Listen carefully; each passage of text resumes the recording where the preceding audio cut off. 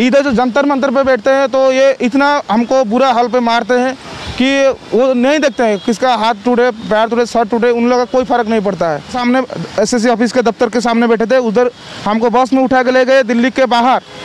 वो लोग सोचते हैं हमको क्या तोड़ने के लिए, लेकिन अभी हम लोग सोच रहे हैं उनको तोड़ने के लिए। उनका दिमाग में जो चल रहा है ना, इन लोग को जो डर रहा है उसको डराएंगे, ऐसा नहीं होता है।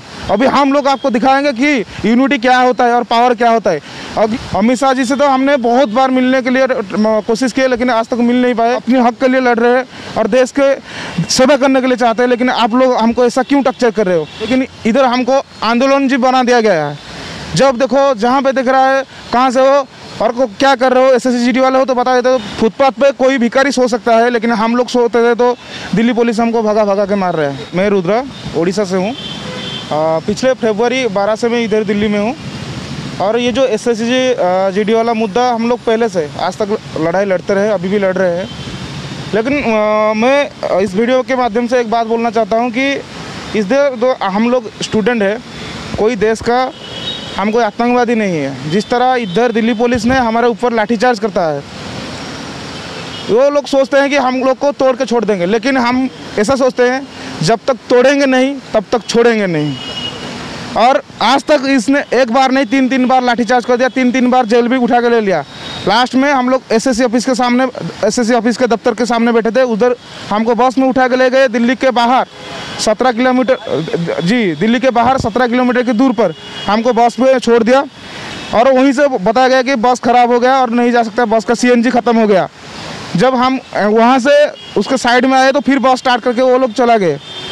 तो हम इस तरह इधर दिल्ली पुलिस हमको टक्कर कर रही है। लेकिन जो हमारा संविधान में लिखा हुआ है कि जब कोई गलत हो, कि आर्टिकल 19 में लिखा हुआ है कि अपने हक के लिए हम लोग प्रोटेस्ट कर सकते हैं, धरना दे सकते हैं, जबकि हम वही कर रहे हैं शांतिपूर्ण तरीके से।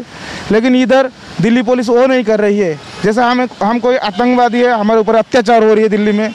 और पहले तो हम लोग घर से इतने महीना हो गया हम लोग दिल्ली में हैं, इधर खाने के लिए प्रॉब्लम है, रहने के लिए प्रॉब्लम है।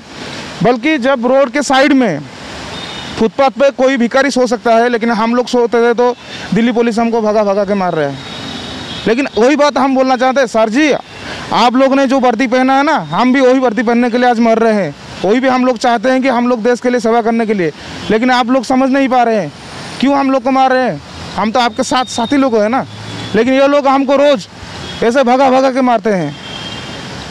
कोई हम जो अधिकारी है ना, हम उनके बेटे जैसा, कोई उनका भाई जैसा हो गए, लेकिन फिर भी उनको समझ में नहीं आता है।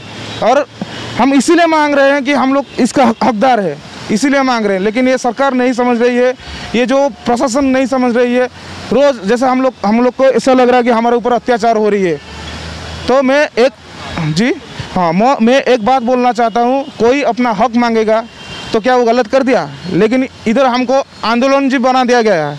जब देखो जहाँ पे दिख रहा है कहाँ से हो और को क्या कर रहे हो, एसएससी वाले हो तो बता देते, तो फिर आ जाता है पूरा दिल्ली पुलिस प्लाटून उठा के आ जाता है। क्यों इधर क्या करो, भागो घर में भागो। ऐसा करने से क्यों आप लोग हमको क्यों भगा रहे हो? हम कोई गलत नहीं कर रहे। इधर दिल्ली में आके कोई हम लोग कोई भी जो इधर कोई गलत काम भी नहीं कर रहे। हम अपने हक के लिए लड़ रहे हैं और देश के सेवा करने के लिए चाहते हैं, लेकिन आप लोग हमको ऐसा क्यों टक्कर कर रहे हो? जी जी देखिए, पहले तो हम लोग थोड़ा डिप्रेशन में थे, अभी ऐसा हो गया। अभी मैं बोला ना, जब तक तोड़ेंगे नहीं तब तक छोड़ेंगे नहीं। वो लोग सोचते हैं हमको क्या तोड़ने के लिए, लेकिन अभी हम लोग सोच रहे हैं उनको तोड़ने के लिए। उनका दिमाग में जो चल रहा है ना, इन लोग को जो डर रहा है उसको डराएंगे, ऐसा नहीं होता है। अभी हम लोग आपको दिखाएंगे कि यूनिटी क्या होता है और पावर क्या होता है। अगली जो अभी अगस्त 17 में जो लाठीचार्ज हुआ, क्या मिला? आप बोलते हैं ना बेटी बचाओ बेटी पढ़ाओ, तो कहाँ है बेटी बचाओ बेटी पढ़ाओ? आप लोग ऐसे ही करते हैं, जबकि रोड के ऊपर आप लोग लड़की को खींच के मार रहे हैं, कपड़े फाड़ रहे हैं। वो फिर क्या होता है ना, फिर वो जो मेल वाला पुलिस होता है वो वाला, तो कोई लेडीज़ पुलिस नहीं था। तो ये जी लेडीज़ पुलिस थी, लेकिन उस दिन उन लोग को रास्ते पर खींच के मार रहे थे। ये कैसा होता है? ये कौन सा न्याय है?